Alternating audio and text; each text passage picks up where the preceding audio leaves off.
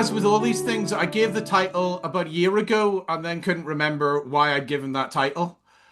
So I've since worked it out, and but I thought I would start with what is possibly, and the title's around economic assumptions. But I thought I would start with possibly the only economics joke that I know. And the economics joke is there are three academics on an island, on a desert island, and they're abandoned, and all they've got to eat is a can of baked beans. But they can't get into the can of baked beans. So one of them's a physicist, and he says, what we're going to do is focus the sun's energy, and it's going to melt the top of the can, and we'll get in and eat the beans. And another's a chemist, and what they do is they say, we'll put it in the salt water. We'll put it in the salt water, and that'll corrode the top of it, and then we'll be able to get in. And the third one's an economist. And the economist says, first, what we must do is assume we have a can opener.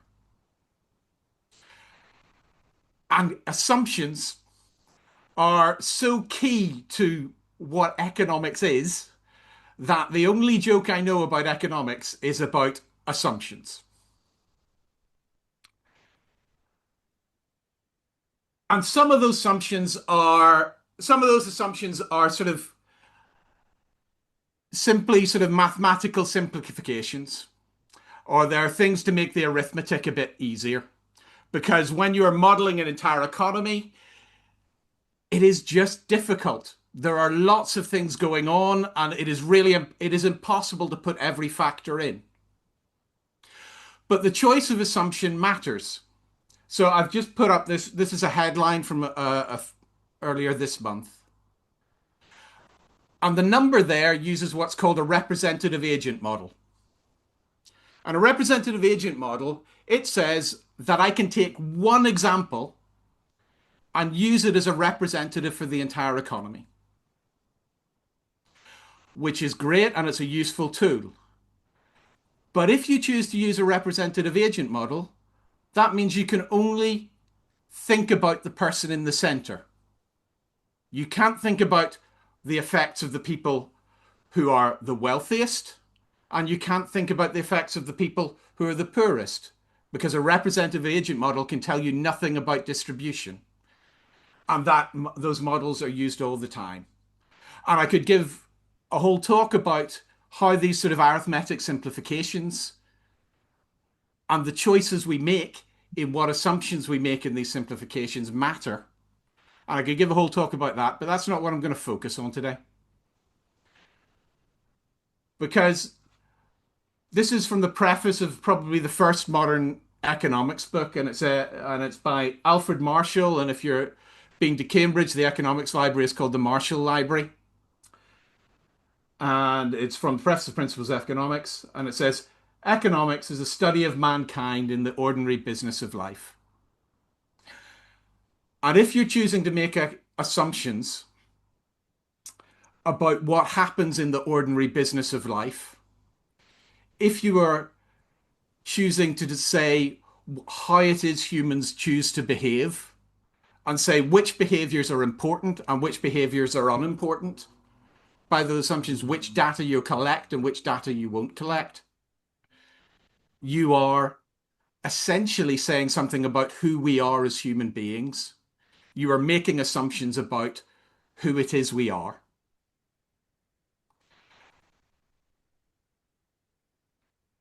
And I thought I would, and one of the most important questions is,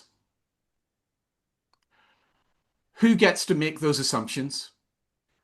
And on what basis do they get to make those assumptions? And I thought I would just tell a story about the start of probably the sort of modern phase of economics, which comes at the end of the 19th century. And I'll talk a little bit more about that later, about what was happening then. But this is from the foundation of the American Economic Association. It's the time when, prior to this, people didn't think of themselves as economists. They thought of themselves as moral philosophers or political philosophers or even theologians if they were talking about economics. But this is the point at which economics gets its own name and sees itself as its own discipline. And this was in the preamble. It's written by a man called Henry Carter Adams, a seminarian who decided to become a economist at oh, I can't remember the university. It'll come back to me. At Cornell University, that's right. And he wrote this as the preamble to the constitution of this new society, that the conflict of labor and capital was brought to the front a vast number of social problems whose solution is impossible without the united efforts of church, state, and science. He then goes on to say that unregulated markets are unsafe and unsound in morals. And he says that actually at a lecture just outside of the convening conference, or that last bit. And after he says it, he meets this man called a man called William Henry Sage, who is also a child of the manse. He then at Cornell University, the chapel is named after him still, and there's a couple of scholarships still in his name. He was a huge benefactor, made his money in lumber. But Sage saw that being said, and saw that being said about laissez-faire economics being unsound in morals. And he said that this man must go. He is sapping the foundations of our society, was the phrase he used to the Chancellor of Cornell University. Uh, Adams described Sage as I no more honest hypocrite nor more unchristian a Christian. Was the phrase he used to describe him. But after that conversation from the person who was funding Cornell University, Carter Adams lost his tenure, went to Michigan University. That entire section cannot be found in the sort of documents of the American Economic Association, and they decided that they would act in a different way, and they removed all of those thoughts from it. And I tell that story because I could tell lots more stories about, or it's an example of many stories in which when you come to decide which assumptions you use in economics, it is power and it is money that forces through the ones that are in its interest. Now, no discipline is immune from that, but because of economics' proximity to power and money, it is much more amenable to that sort of manipulation. So I wanted to talk to you about their modern economics kind of has two phases. It has this classical phase and this neoclassical phase. So the classical stage starts with probably with Adam Smith. And I wanted to talk to you about the assumptions that were embedded in each of those phases and what they say about us as humans. But I want to start at the beginning and ask you the question, what is money? Those are the three things that economics textbooks say, that it's a medium of change, it's a unit of account, it's a store of value. And they often add many other things. I would say that it was a social relationship. But there's always been this tension. Is money a thing or is it an idea? Is money like a centimeter, an idea, something you measure with, or is it an actual object? And that's been quite a difficult it's been quite a difficult concept for economics to deal with for a long time. And Adam Smith tells a story which he believed to be true as to how money was created, which reconciles these two things that says how this idea and how this thing can be the same thing, how they can evolve to be the same thing. It's in this book, which I'm confident you've heard of, which is Wealth of Nations, and is seen as sort of the foundation stone of modern economic theory. And it's a story you'll know. but I'll use Adam Smith's examples, but you'll have heard it in all sorts of different ways. Adam Smith says that he imagines you have two people, presumably in a Native American village, and they come to each other, and one says, "Well, I have some beaver pelts, and you have the hide of a deer. Can we exchange these things? Because I want the hide of the deer. Do you want the beaver pelts? Can we do a deal?" And then they swap them, and then they move forward. And that's fine. You have this economy that is based on barter. There's an obvious problem, which is if you want the hide of a deer and you've got beaver pelts, but the person with the hide of the deer doesn't want beaver pelts, what are you going to do? And it's sometimes called the problem of the coincidence of wants. So Adam Smith moves his examples to a sort of probably an American town, and he talks about a baker, a brewer, and a butcher. And he says what you might be able to do is arrange a three-way swap. But as we specialize and we do more and more, as people create discrete things, suddenly this problem sort of spirals out of control. What can you do? You can't arrange these multi-way swaps all the time. So he hypothesizes what happens is that you get something, some commodity that you'll all store and you'll all want. And that he says that maybe that would be shells, or it might be dried fish or grain, but eventually this moves into something like gold or silver. And if everybody has a store of these, they could swap that for the things. So they could swap that for the beaver pelts or the beer or the bread.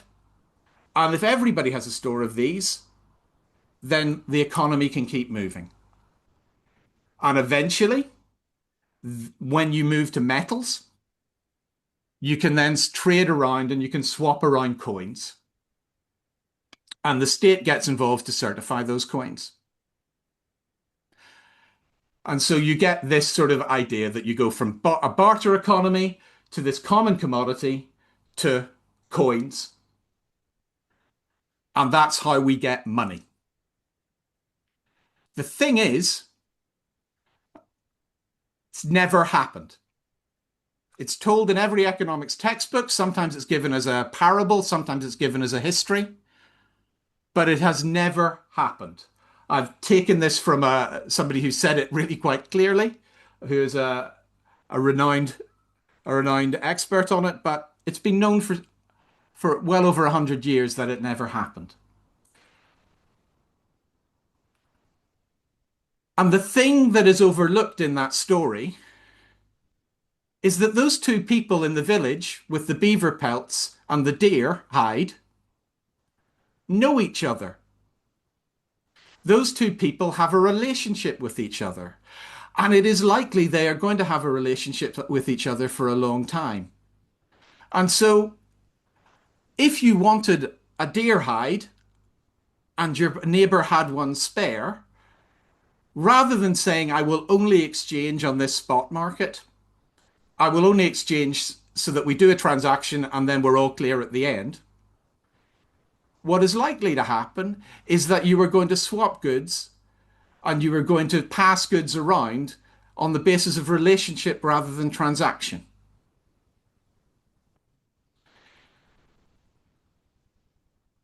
And it appears that that order I showed earlier is entirely the wrong way round.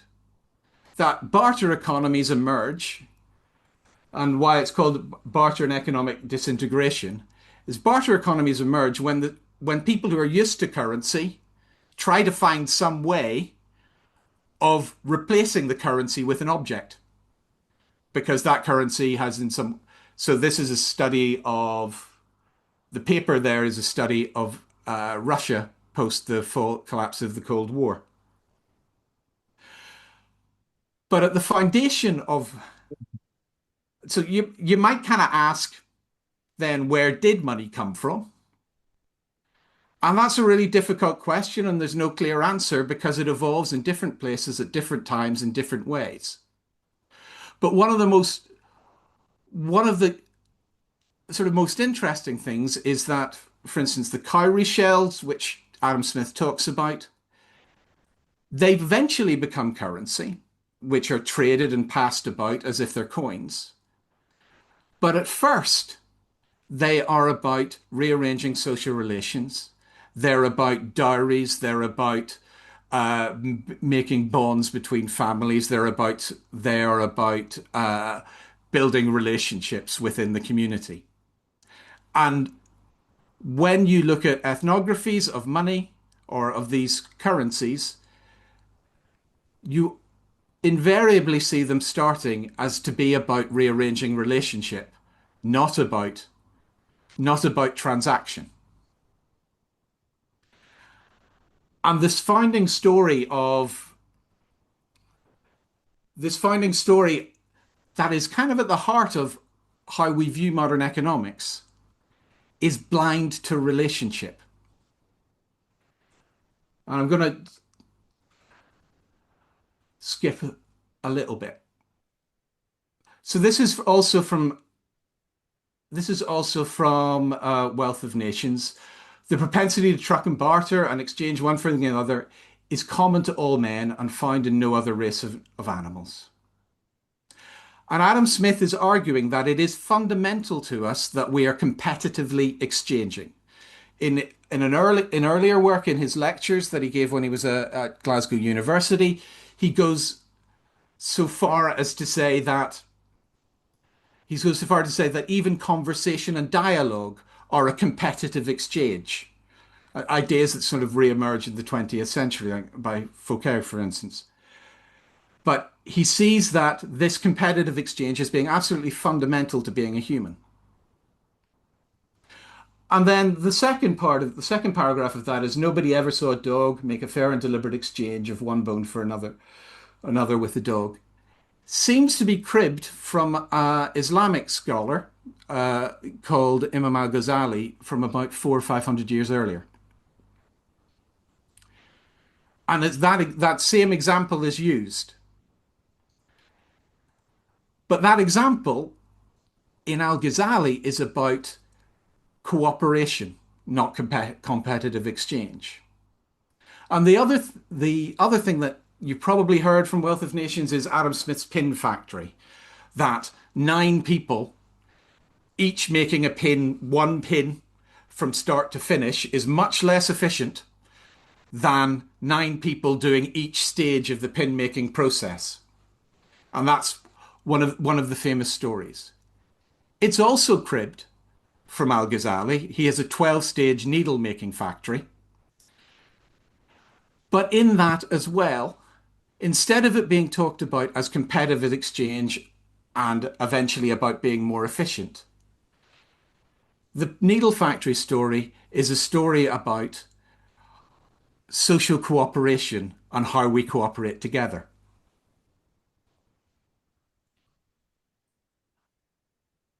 And just this is the last thing I'll show from Wealth of Nations, where he says it's not from the benevolence of the butcher, the brewer, the baker that we expect our dinner, but with regard to their own self-interest. We address ourselves not to their humanity or their self-love, and never talk to them about our own necessities, but of their advantages. That is the heart of his view of, of how an economy works. And it's kind of problematic in two ways. One, because when he was writing it, there wasn't sufficient currency in the country that day-to-day exchanges were happening with coinage or things like that. That actually what was happening was a network of relationships of credit that were being sort of resolved on an intermittent basis. So there was always relationship there. But possibly more importantly, the picture next to him is a woman called Margaret Douglas, who was Adam Smith's mother. And the way that Adam Smith got his dinner was his mother made it. And by ignoring the network of relationships that were all around him, or by not seeing the network of relationships rather than ignoring, it also tended to blind economics to what women did within the community as well, because they were because their role was relational often rather than transactional.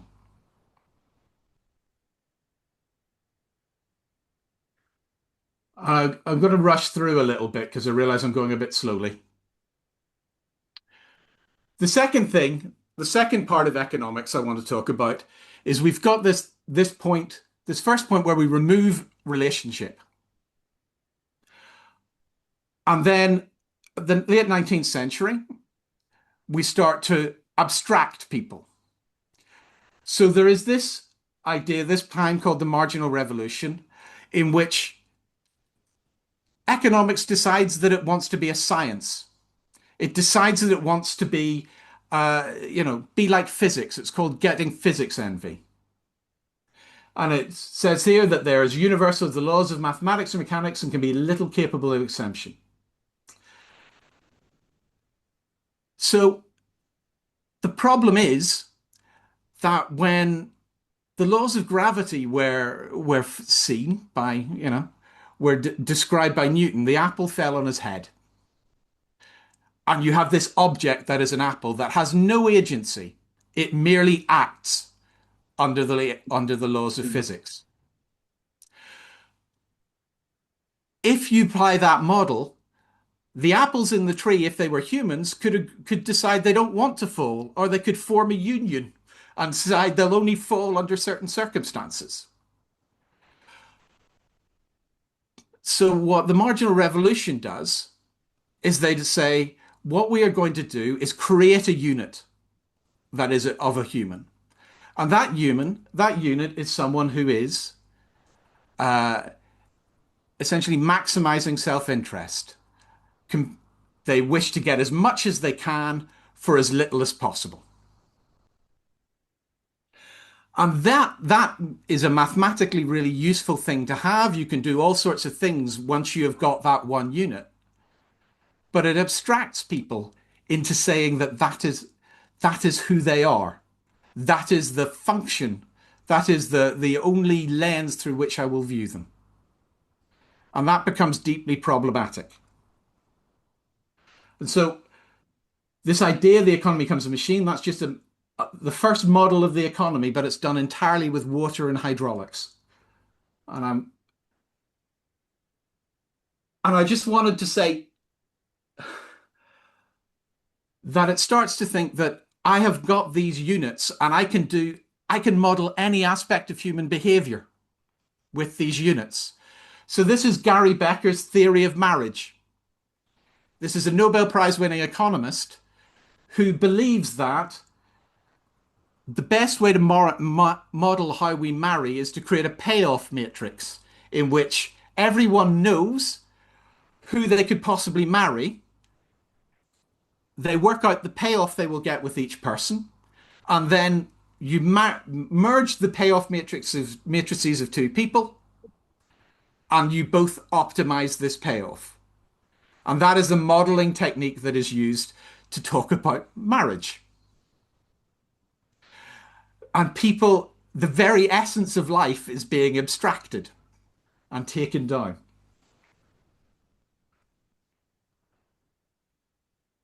And economics is the language of policy making. And it is the language of and it is how policy is made, and is how policy is described, and it is how policy, is designed.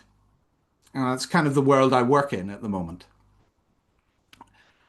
And I started looking at this really because I was engaged in food banks and seeing the effect of universal credit on people's lives.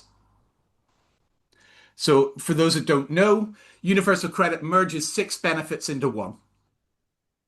So there used to be six benefits, they're now in one, and there are some advantages to that, there are some disadvantages to that. There's good reasons to have it either way, to be honest.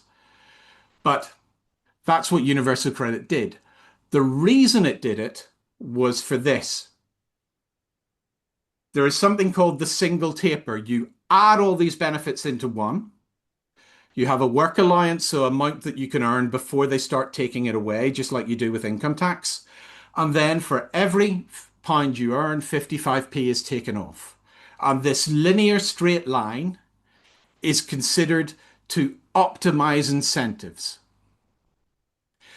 If you believe that people are rational, utility maximizing units, that is what will get them into work. That is what that is what will make them move into work more quickly. And the reason it was designed that way, and all throughout the documentation, and I think the thing I find most offensive about the documentation was at no point did it mention that universal credit was to provide food or was to provide subsistence. It was always seen through the lens of incentive.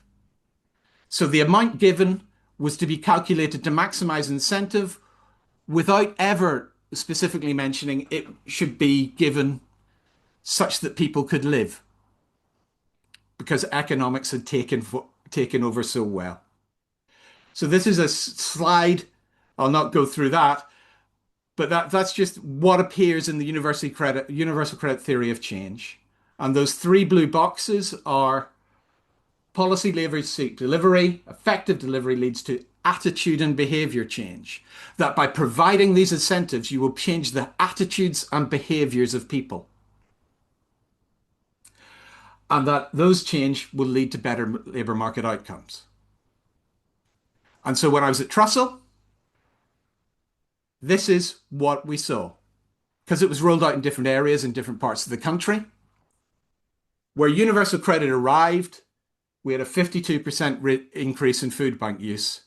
Where it hadn't arrived, we got a 13% increase in food bank use. Because it was designed around incentive rather than adequacy, you end up with more people essentially having inadequate incomes and needing help. And it's not just food bank use, you can see it in crime statistics, you can see it in all sorts of different ways. And this idea that that line will get you into work faster, they put it in a newspaper advert and they used government money to put newspaper adverts around the country to say that universal credit gets people moves faster into work. They'd been saying it for a while, but this was a regulated environment.